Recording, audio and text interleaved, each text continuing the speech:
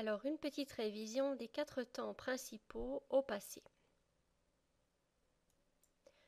Nous allons parler du passé simple, du passé composé, de l'imparfait et du plus que parfait, et en particulier de la façon de les traduire en anglais. Alors, le passé simple d'abord. Vous voyez ici apparaître les terminaisons en jaune que l'on va retrouver à chaque fois, quel que soit le verbe. Alors ici, nous avons affaire à un verbe du premier groupe en ER. Ça devient un peu plus compliqué avec les verbes du deuxième et du troisième groupe. Il y a aussi certaines exceptions, mais les terminaisons reviennent tout le temps.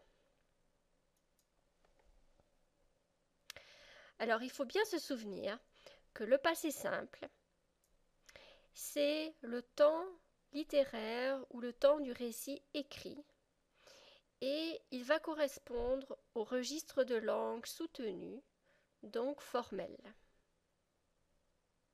Et c'est vraiment la différence qu'il a avec le passé composé.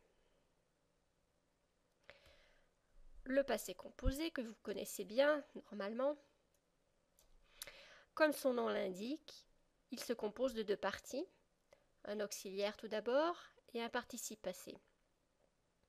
Par exemple, j'ai lu.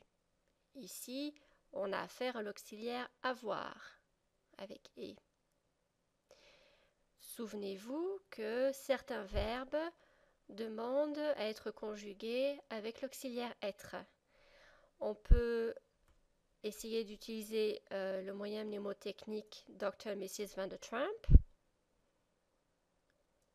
Donc voilà la liste des verbes.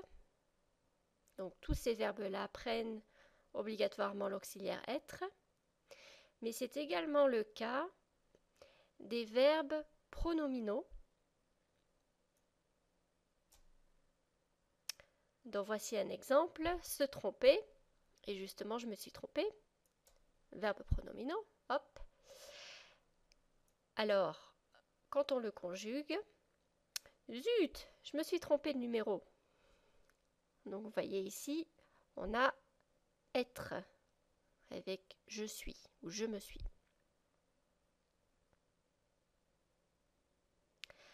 Alors le passé composé correspond au registre de langue courant. C'est aussi le temps du passé dans les dialogues. Et c'est en fait la seule différence qu'il a avec le passé simple. C'est une différence de niveau de langue.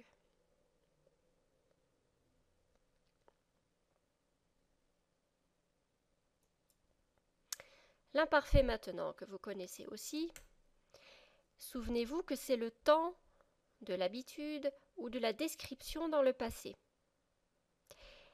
C'est le temps du passé qui permet d'établir une toile de fond dans le récit.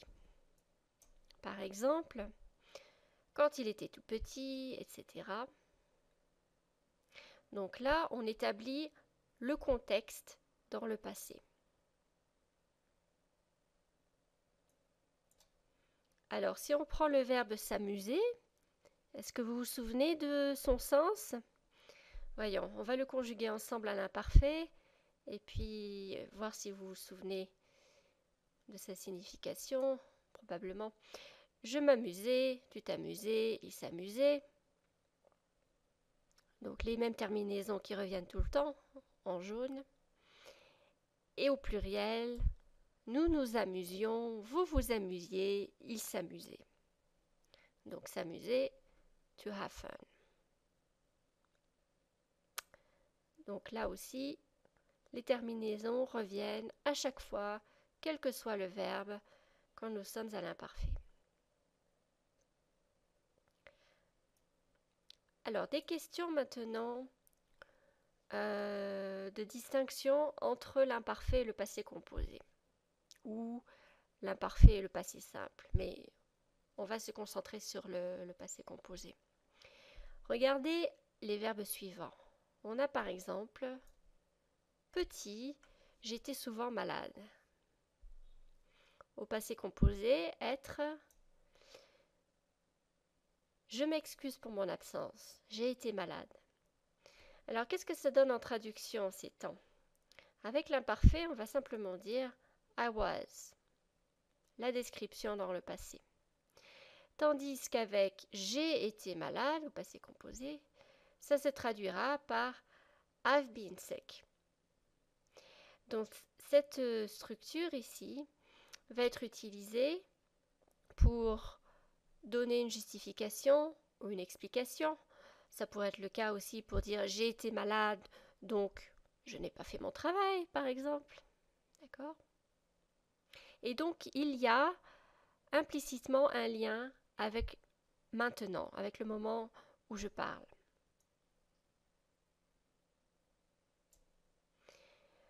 Il vivait au Québec, heureux comme tout. Comparez ça avec le passé composé. J'ai vécu au Québec. C'est le même verbe, le verbe vivre. Alors à l'imparfait, ça nous donne he lived. Tout simplement la description neutre, sans point de vue particulier. Tandis que j'ai vécu, I've lived, implique automatiquement que maintenant, je n'y vis plus. J'ai déménagé, je ne vis plus au Québec, c'est fini, c'est terminé.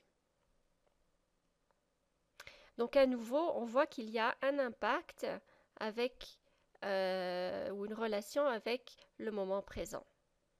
Et ça, c'est crucial avec le passé composé. Parce que bien que ce soit un temps du passé, il y a toujours ce lien avec le moment où je parle qui est en fait marqué très clairement par le temps du présent sur l'auxiliaire, sur l'auxiliaire être ou avoir. D'autres comparaisons de ce type.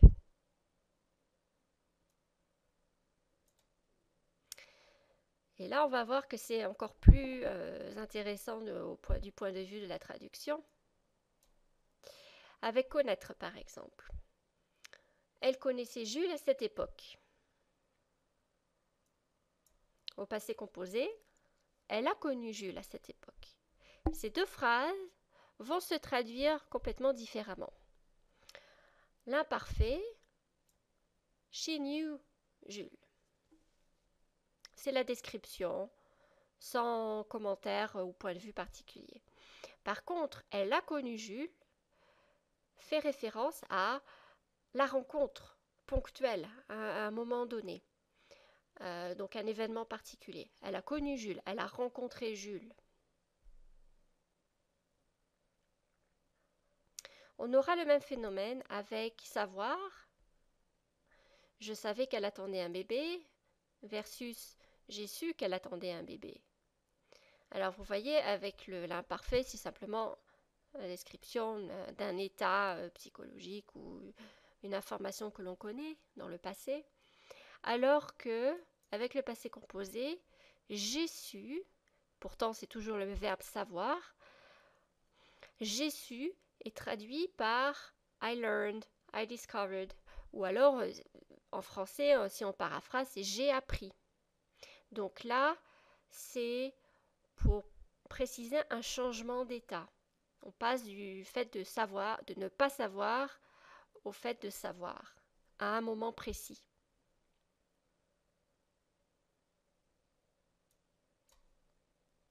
Même chose avec l'âge.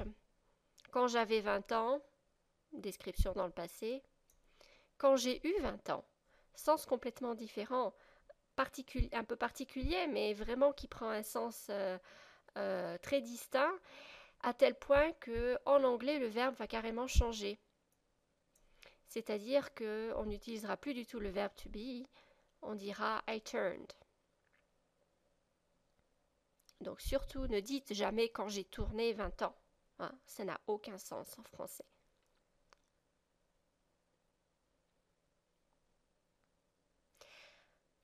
Un dernier exemple de ce type avec pouvoir. À l'imparfait, avant, il ne pouvait pas tout lui dire.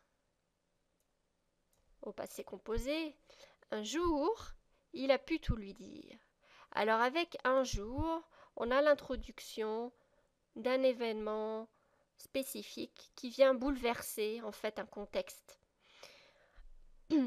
Donc un changement en fait.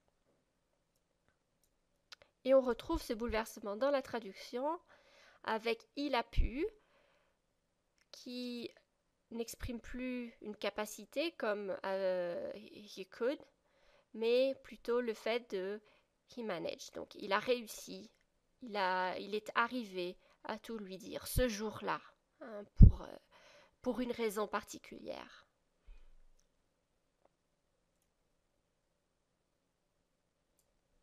Donc le passé composé dans ces cas que l'on vient de voir indique un changement de sens qui est associé à un événement soudain, brutal, qui vient bouleverser le contexte qui a été établi.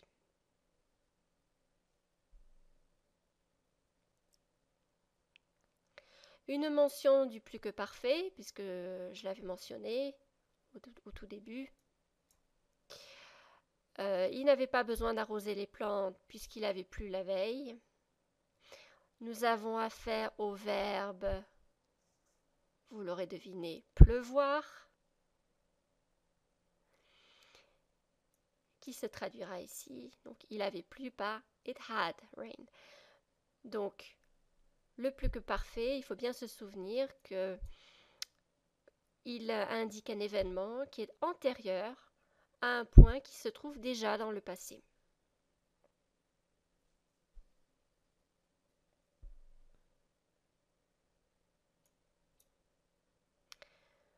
Pour toutes les conjugaisons, les exceptions, les verbes un petit peu particuliers ou délicats, souvenez-vous qu'on ne peut pas se passer du Becherel. C'est très important que vous en ayez une copie d'une façon ou d'une autre, version électronique ou version papier. Tout est là pour tous les temps. C'est très bien présenté. Donc, il faut absolument que vous en ayez une copie à portée de main.